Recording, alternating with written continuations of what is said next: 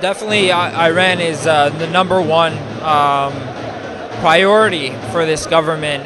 Bibi said it himself. But on the other hand, when you have Yesh Atid with 19 seats that will, in my opinion, will join, you will also see lots of social issues being dealt with immediately. And that will also play a significant role in this next government. I mean, it's interesting. You know, I once had a meeting in Middle America, actually, where I walked into a meeting of a supporter of American Friends of Likud, supporter of Beirut US from years ago, and very close personal friend of previous Israeli administrations. And when I walked in, the first thing he said to me was that he was concerned, deeply concerned about the Prime Minister, about Bibi Netanyahu, about the fact that he's talking about two-state solution, giving Jerusalem away, so on and so forth.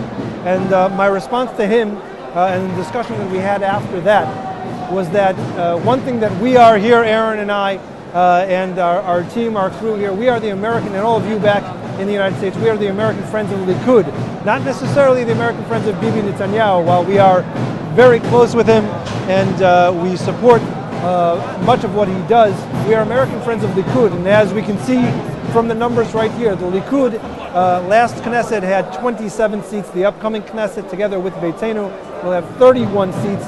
It is a broad spectrum of opinions, and with people like Dani Danon, Tzipi Khotobeli, Yariv Lavin, some of the young up-and-comers. Moshe Feiglin is now on the list, up higher on the list.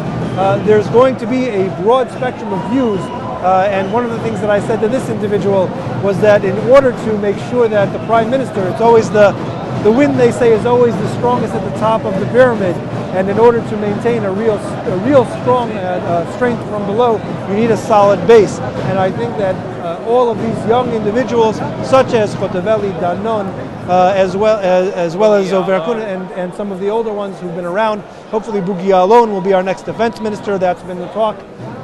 There will be Yuli Edelstein, of course. There will hopefully be a pushback to all of the noises that are coming not only from the left within, but all of the noise that we hear and the pressure that the government and specifically the Prime Minister will be under, coming from the outside and the rest of the world. We see it coming not only from the United States, but from Europe. Just today, the foreign minister, the British foreign minister, I had read, was chastising the Israeli government as hurting itself because of building in the so-called settlements. Hopefully we'll have a coalition, Prime Minister, a government that will remain strong. They should continue what they authorized at the end of their term. They authorized thousands of units, and we can see that they're actively building right now. We actually saw a wonderful response, actually, as you recall, when the Palestinian Authority went to the UN just a couple of months ago to upgrade their status to observer status in the UN.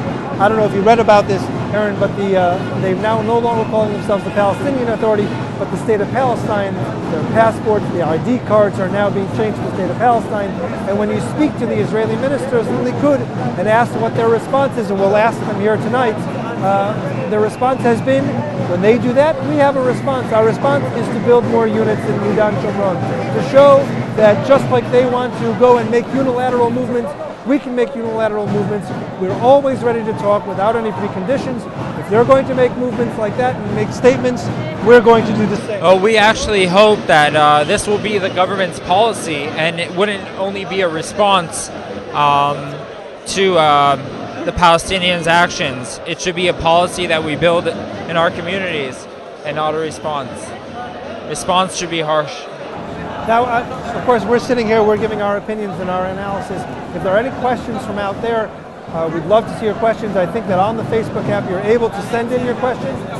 Send it to us. We'll discuss it. We'll try to get some of the ministers and MKs around here to discuss it as well. We have our crew outside on the floor trying to find us, a few people to sit and join with us.